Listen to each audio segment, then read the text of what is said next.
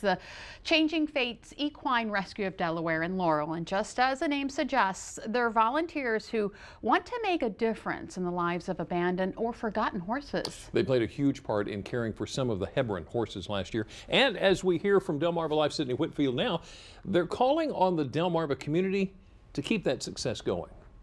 If you head over to Laurel and make your way over to Old Cabin Road, you're likely to stumble near Changing Fates Equine Rescue of Delaware.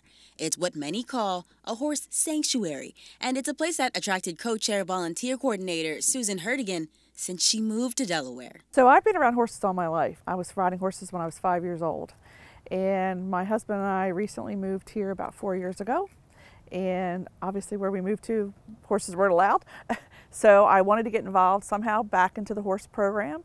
And I happened to Google and found Changing Fates Equine. I thought, well, what's the best of both worlds? I get to help with horses and get them a better life. Volunteer coordinator Donna McCready says she made a connection with the horses immediately. I originally decided to get involved because I had moved here a few years ago and I wanted to be involved in the community and I wanted a chance to meet some people. And it's been nothing but pleasure ever since. It's just serenity. Susan says the rescue is dedicated to locating and rescuing abused or neglected horses.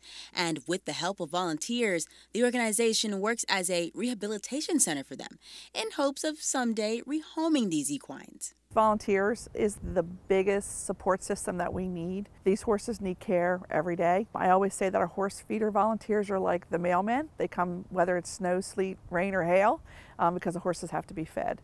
So that's a big key element. The volunteers that come on Saturdays are the ones that develop the relationships with the horses, and it's important for the horses to have that bond and to build that trust, so they're key there. As far as donations outside of our volunteers actually coming on Saturdays, monetary donation is very important for us to buy feed. And Changing Fates was happy to welcome in many of the Hebron horses that were unfortunately left in gruesome conditions last year. They say some of them have completely recovered. We had 13 of the Hebron horses to watch how they've grown and just become human friendly.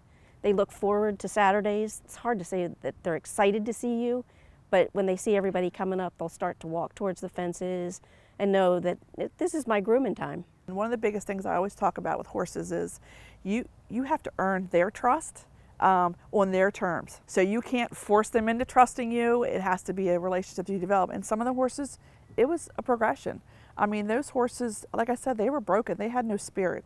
So you want to try to get them to where they're comfortable and they kind of come out of their skin per se and get that spirit back. And most of them have come from point A to point B, and we're very proud of that. And looking ahead, Donna and Susan say there are plenty of opportunities for anyone to come and get involved with the work that Changing Fates Equine Rescue is doing. We're having our open house. It's open to the public and we want to get the word out so that everybody can come and see what the rescue does.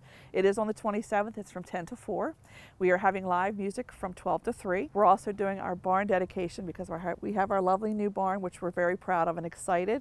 And it's just an opportunity to come out and have some fun, see the horses, learn more about what we do. It's just going to be a really fun day. Doesn't that sound like something you want to get involved with? April 27th, the open house and barn dedication. In May, Changing Fates is planning on starting a program for kids to come and read to the horses. Then on June 1st, the organization is holding an obstacle course competition for horse riders in Sussex County.